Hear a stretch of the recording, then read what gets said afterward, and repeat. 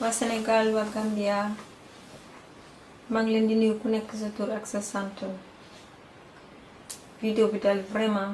man je trouvais que ce n'était pas nécessaire ma def ko, mais il fallait que je le fasse parce que sama dignité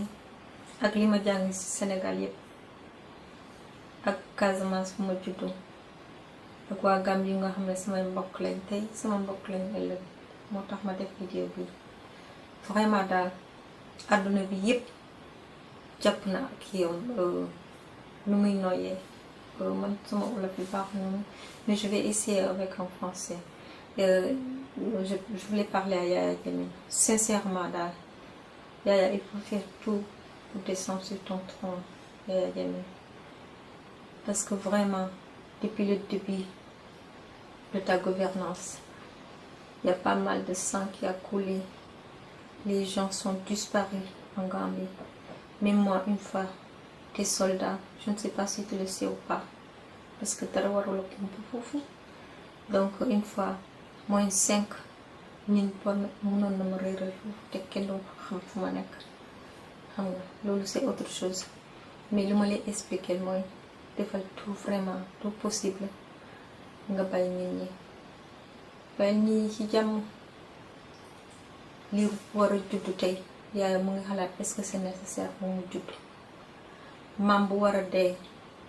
mu ngi xalaat ne est-ce que c'est nécessaire pour ñu suul ko foofu,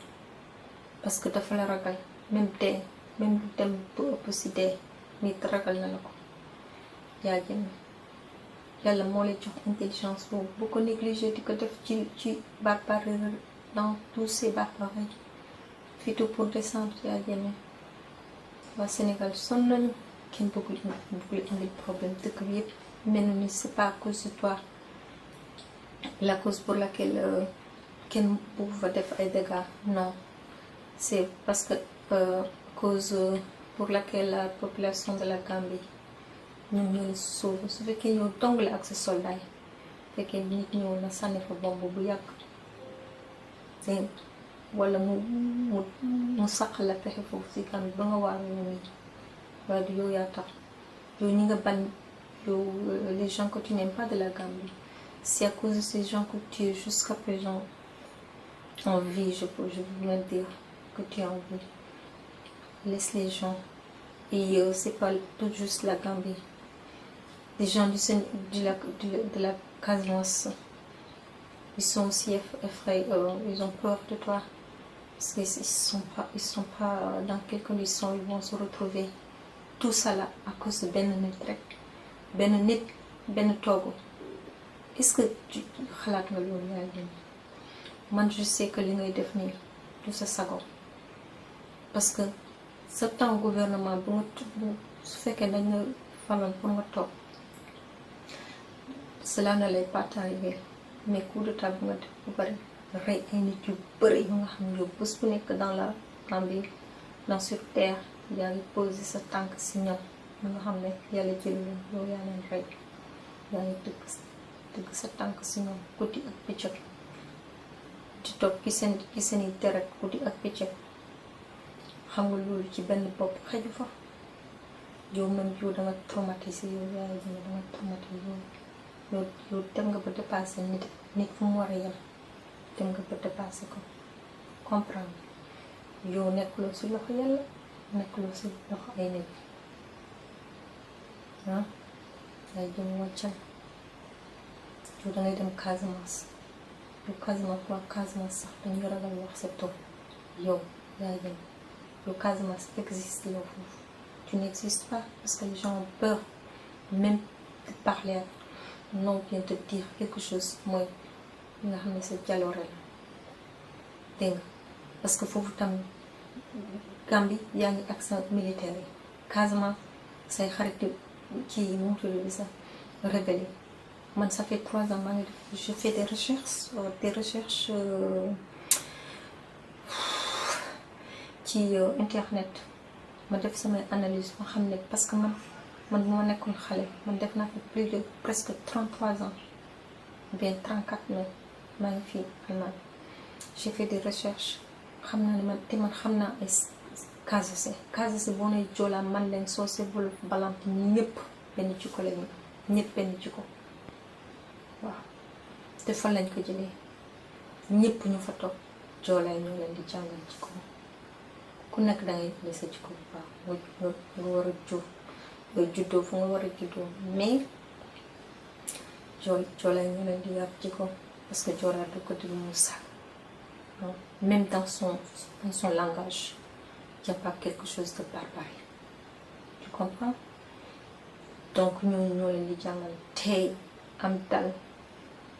jàpp si yàlla am nga amuloo nga jàpp si yàlla tuuti liberté rek lañ bëggul pour ñëpp leen joolaay moom lañ mel te képp ku nekk olof nga nekk beneen race de Casamance noonu rek ngay juddoo te yaroo màgg am tey bëgg sa dëkk bëgg la terre yow nga dem Gambie rek nga ne il faut que nga changer loolu yëpp comme que léegi Gambie soosee ñoo fa nekk ci kii bi peut-être ñoom ñoo tax wala fi ñoo tax nga indi ay problème yu dul jeex foofu yu dul jeex ba tey sincèrement ñëpp xamuñu lu ñu Sénégal bi la Sénégambien la ou bien sénégalaise la ou bien casamançaise la doo xam sax li nga doon yaa jëmee yow rek yaa xam li nga doon mooy nguur rek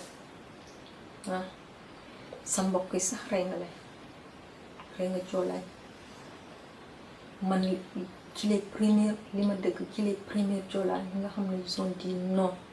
à cette indépendance première bi wala deuxième bi sama maam bu góor li nga xam ne moom ak sama maam bu jigéen ñoo bokk baay te bëggante ba day sax man bi nga xam ne orphelin la li ma ñëpp xamoon nañ ci ma la orphelin la sama maam fële ma doon yóbbu dégg nga kooku moom mooy jënd des fois ay fourniture d'école wala mu yóbbu ma si sama yeneen maam joolaay wala sama yeneen pap joolaay pour ñu jëndal ma dara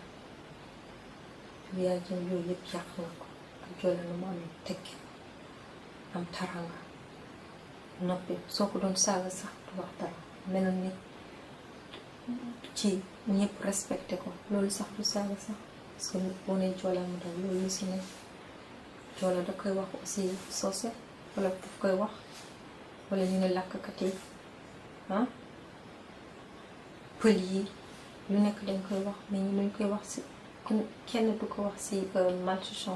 malfaiteur kenn du ko wax si terme boobu nga koy wax des fois rek parce que da ngay di kaf di foo di rey rek ba nga wax ko ni banalement mais loolu du gis jamais pël dem jël jaase wala leneen wala naar yu fa nekkoon wala soose wala keneen jël jaase ne dee rey morom loolu yëpp yaa leen encouragé te maa ngi leen di wax xaw ma rebelle yi nga vous êtes des rebelles ou quoi moi je vous dis la vérité gis Afrique yëpp juste dans le monde entier seen histoire bu ngi teg foo nekk conflit de la Casamance ay rebelle rek ngay dëkk ça veut dire que lu ñu doon wax lu baax yëpp di gërëm di sant Joola di leen xamal ci kii Jammeh yàq na ko te yéen il vous utilise parce que ci mbirum militaire yi leen di dugal ay affaire yooyu di leen di former di leen di nourrir de mauvaises choses par exemple de détester les gens tout cela xam nga loolu jàggul mais loolu yëpp te mu ngi si yéen te man bésuma xam ni loolu yëpp xamoon na sax jour boobu dama woccu depuis si suba ba si ngoon la première des choses li ma xalaat changer sama lieu de naissance dama dem bu suuf mais ma xool ma ne déedéet loolu duma ko def suuf bu ma bëgg la su fekkee 500,000 personnes yu nekk Casamance wala 600,000 personnes du 5 personnes wala 10 personnes moo tax mu war a never be proud whatever li ma nekk xam nga yooyu yëpp nga seet ni jaru ko ni dangay fier nga jóge nga xam ki nga doon nga xam lu nga nekk. Donc muy jula muy soose muy mandeng muy olof muy tukulóor muy séeréer muy bar muy lépp képp ku nekk ci Casamance ñun ñoo ko bokk. Adduna bi yëpp tey amul même Allemagne bi fi nekk sax am na ay russe ak ay ci ñu koy waxte sax tchèque ou bien ay ci ñu koy waxte sax polonais xam nga affaire yooyu yëpp yi nga xam ne tey ci Allemagne lañ bokk. Après la guerre ñu nga xam dañ leen changé seen tur ñu nekk loolu yëpp ci réconciliation la bokk xam nga loolu yëpp am na fi te ñooñu tey kenn wax la suñ doon ne sax polonais bu bees te ñibbi ñooñu bokkuñu si noonu la ñibbi noonu lay def. Wala fii Alsace man soron wax Alsace sax donc fii Alsace allemand yu nga xam ne allemand yu nekk allemand te nekk fii te français te nekk allemand te allemand lañu te astafurlah français lañu seen tur yi seen santé ñu jàpp ko français lañu te am jàmm ñuy réconcilier ñu bu mu baax ñu nag français yoo mën a tey dugal tànk dugal loxo loolu lu am nekk lu benn exemple di yàq race yi foofu di indi racisme man dama tiit man bés moo xam ne sax nit day wax coolaa di saaga si net dans le net boobu di saaga nit ñi wala di wolof di saag man dama tiit te loolu yow mii yaa ko indi foofu parce que joolaa loolu sax pour génne ko si génne wala olof nu muy rëy wax yépp day am respect suñu diggante loolu yëpp jeex na waaw bàyyi wàccal nga dem loolu boo ko defoon sax ñëpp dañ gis na sa doom yi sax dinañ comprendre si yow un jour parce que c'est comme ça que tu vas écrire une histoire très historique xam nga xam ne kenn mosu ko dictateur bi nga xam loolu danga war a simmi même ak caleçon sax nga taxaw caleçon simmi mais ñu nga jëbbal dañ ñaan yàlla baal même dañ su dañ lay tëj sax nga dem ak fierté ñu tëj la yaa jame loolu du dara parce que li nga teg jar na tëj te na ñu ëpp loolu ñu waa Gambie kenn waxul dañ leen ñu ko doon wax xam ne lu ñuy wax parce que yow wax nga lu bon lu bëri si ay nit te ñoom baal lañ la kon yow mënoon nga baal ay nit yow loolu danga ko wax danga ko kii rek peut-être ñuy foog ne peut-être ñu nekk étranger ñoo tax kenn deful dara ñu jaar dem kenn deful dara parce que yow ñun ñëpp ñu nekk fii étranger mënoon nañ ne ay kaas lañ pour jàmm ak dellu si foofu aussi ñu ne kii waa Gambie la pour jàmm dellu si aussi foofu ñu waa Sénégal yi ba ñëpp nekk benn yeneen dëkk yaa ngi développé bu yàgg ñun mënuñu développé fenn parce que amuñu ay jongante ci ay yoon yu baax ci ay saafante ay jàmmalante ay def ay commerce ay kii mënul tànk pont bi kiiwul bu Gambie bi ba mu dem ba yoon yi dem ba Guinée Bissau ba Guinée Conakry ñëpp associé defal Macky Sall jàpp si ñaari loxo mu am yoon yu baax dégg ak yoon yi nga xam ne yoon bi xaw à péage lay xaw ma autoroute bi nga xam ne day rey ay nit rek ñu def ay pont chaque fii su fekkee Europe la chaque peut-être 100 mètres wala 200 mètres comme que ñun ñoo dëkk foofu yëpp te amuñu ay yeneen ci pour traverser ñu def ay pont xam nga yoon yu pour aussi ay limites yu nga xam danga ko war a respecté soo ko respecté wu ñu tëj la fii ay yooyu am na ay limites yu nga soo ko lañ def fi amoon bu bëri donc pour nit ñi dee bi war a wàññeeku foofu parce que nit ñaa ngi dee foofu pour zéro xam nga defal yoon yi daal man fii daal loolu laa xam fii même booy dem si àll bi même si tu veux aller te promener dans la forêt tu as où passer chaque jour soit que c'est une route bien faite bien une piste bien faite donc tu as toujours la possibilité et le temps de marcher ñun africains c'est nous toujours les bras croisés et di bëgg rek loo def te mënul avancer soo indee tamit li nga liggéey yëpp toute ta vie mun na dem un jour mu yàq yëpp ku nekk mu si bugg si profité loolu dañ ko war a bàyyi ñu defal suñu dëkk ñëpp chinois dab nañu inde yi dab nañu ku ñëw rek dab nañu kenn mënul respecté Afrique kenn mënul respecté Afrique boo gisee africain baax na yaru na kii na mais toujours suñu politique ku ñëw rek ku nga gëm rek ci def la du n'importe quoi mais si ñooñu ñëpp yëpp dañu raxas ba jox la yow ndox pour nga naan te naan nga ko wàccal ndax nga indi jàmm nit ñi am jàmm yàlla xam lan mooy waay bu teel lii fi ne daal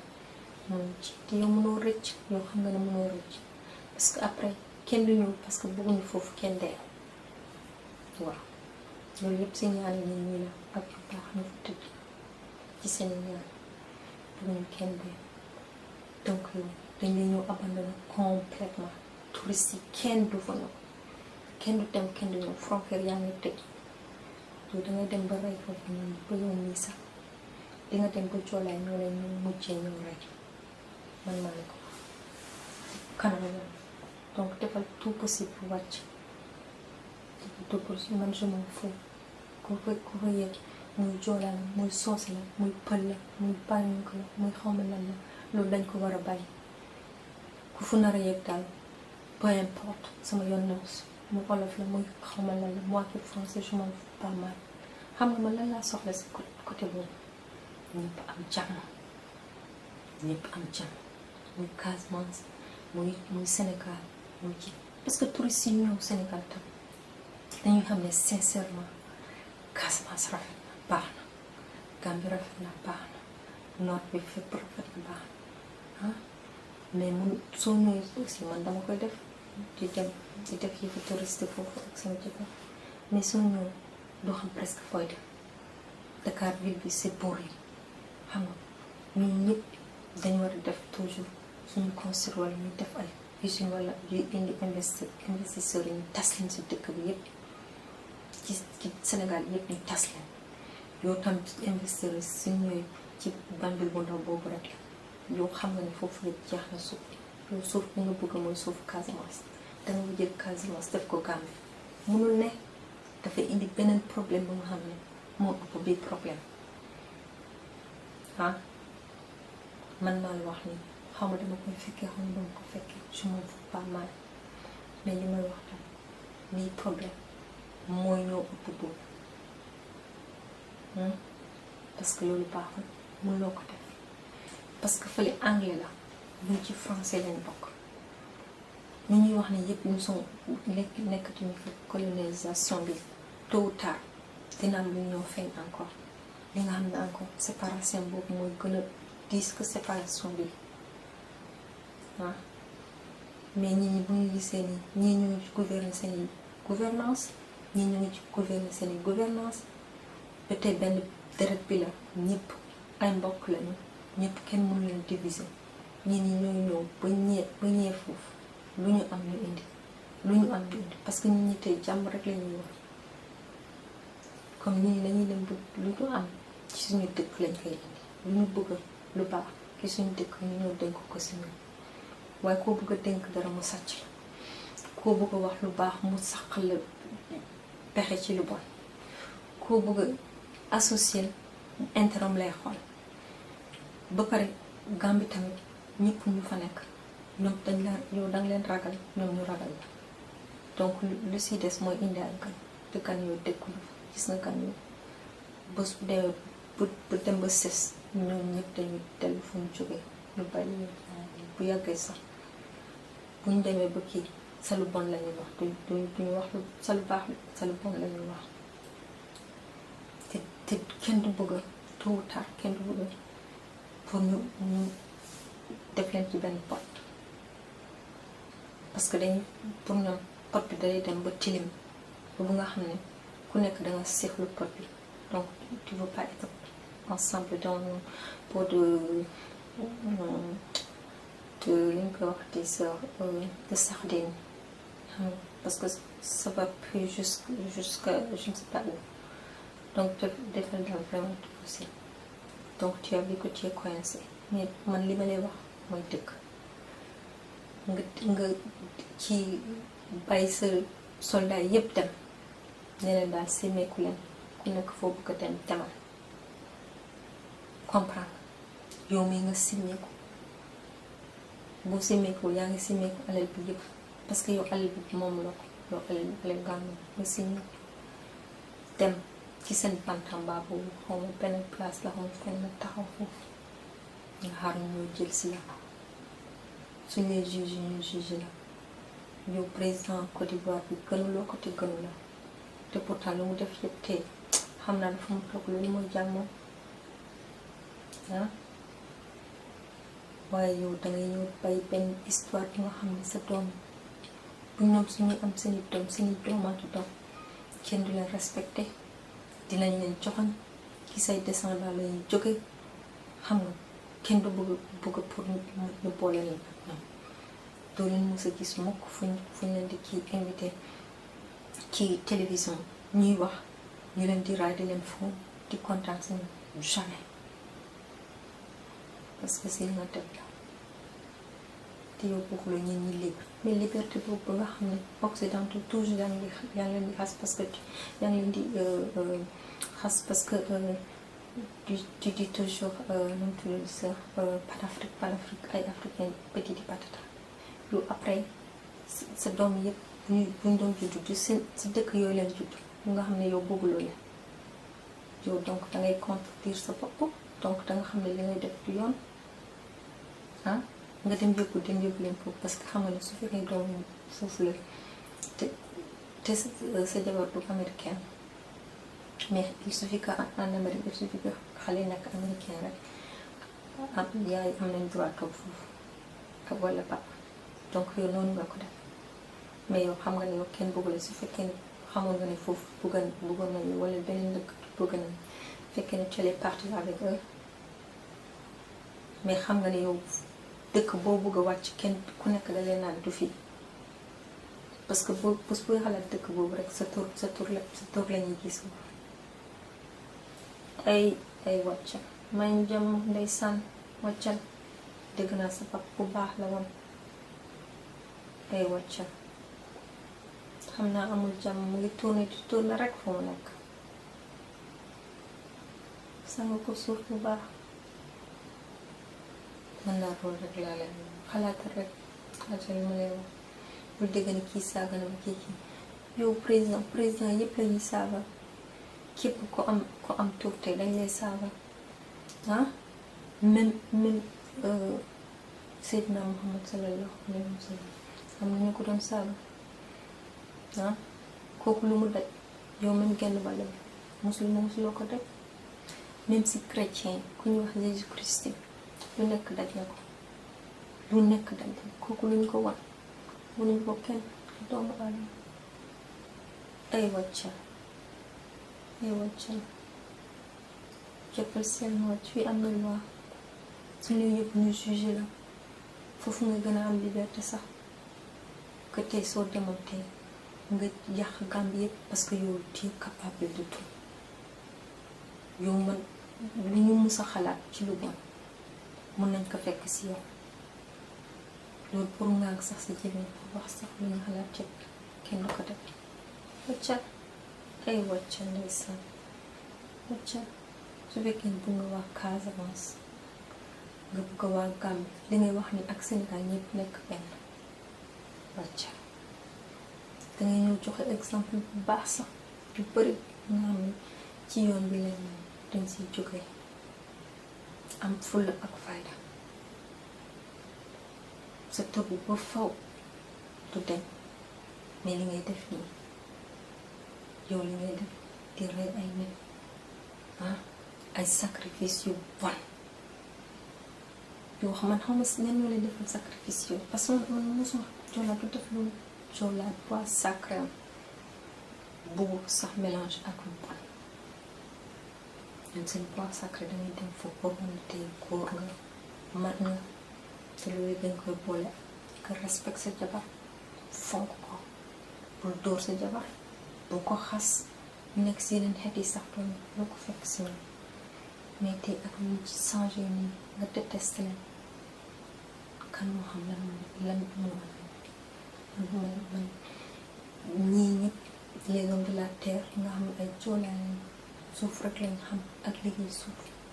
ak nature man dañ maa sa maam fu nekk la ma indi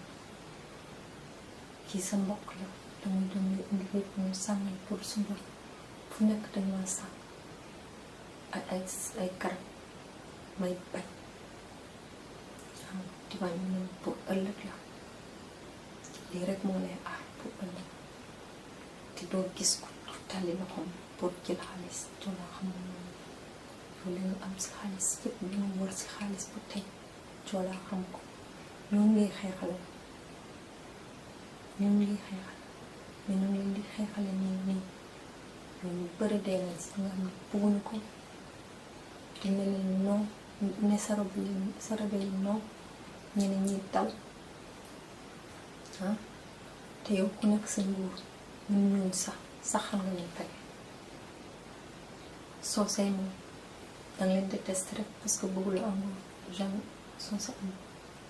kii man loolu xamoon naa ko bu yàgg parce que damay compter un par un di jël di teg affaire yi yëpp di teg muy ay vidéo la muy ay kii la ma koy teg ci sama bopp xam di def ay kii nataal li ngeen di wax ay nataal di ko def yëpp picc affaire yu yëpp ma gis lu leer nga xam ne yàlla woon na loolu la ko soose yi mu fa fekkoon dangaa bañ un jour ñooñu parce que soose yi mosuñu def dara jolle yow xam nga ko yow kenn wax la dara ñu soose foo di rey loolu lu ñu wax sa lu tuuti loolu jarul sax nga jël paaka joxuñ ko ne soose bu ndaw lu nekk dañ koy dëkk lakkkat yi bon lu nekk dañ koy dëkk ci te loolu nag si lakk bu nekk mel ni léegi dama làkk olof rek moo tax ma wax loolu dañ koy wax ñii yéen dina ñaaw wala bëgg a lekk rek fu xale xam nga njaay nañ ku nekk di ton mais loolu lañ ko wax en autre sens yow yaa bëgg a indi affaire seetaani rek mais yow xam nga ne entre soose ak joolaa xeex am na xanaa ci temps foo de kaba yooyu nga loolu nga bëgg a indi yow léegi si benn temps lañ ne fekk temps bu peut-être civilisation amul noonu mais tey ñi ni ñoo sonn ci xeex tey muy tubaab muy nit ku ñu foo dëkk fu baax rek foofu nga bëgg a daw dem jonkat foofu te ñun kon ko du ñu defal xaalis ñun yàlla dañ ñu may ay teer yu baax ay jàmm ak salaam bul nangu nga yàq Afrique comme que yow sa waxtu jeex nga bëgg nangu yàq Afrique yëpp parce que tey tubaab yi ñun ñëpp la ñuy rey du Gambie rek ñun ñëpp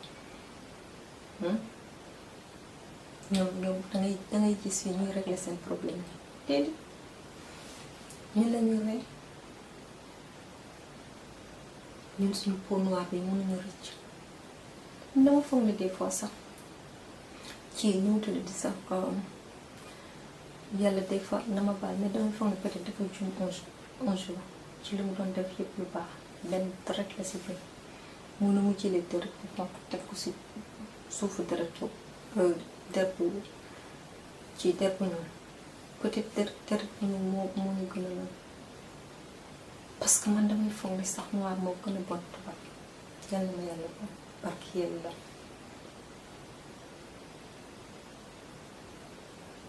te loolu ci bonaay boobu ci sama côté dëkk man mu nga am j'étais tellement fière di wax na ñun Sénégal loolu xamuñ ko ñun Sénégal bi région yi yëpp ñun xamul ay détesté ay racisme ay affaire yooyu di wax ay jaloore ndekk dama doon léeb rek léegi man lan la léegi duñu man rek léegi ñun ñëpp ñu fi nekk lan lañu mën a kontaan di wax lu baax gis ñu dëgg te kenn duñu rey wala bu ñu tourné kenn ñu ne ñoom dof yi ñu nga xam ne ñu bëggante woon ñu ngi yàq seen dëkk ñoo fi ñuy wax du n'importe quoi espèce de salaud te boobu dañ koy mérité ñun ñu ne colonisation moo tax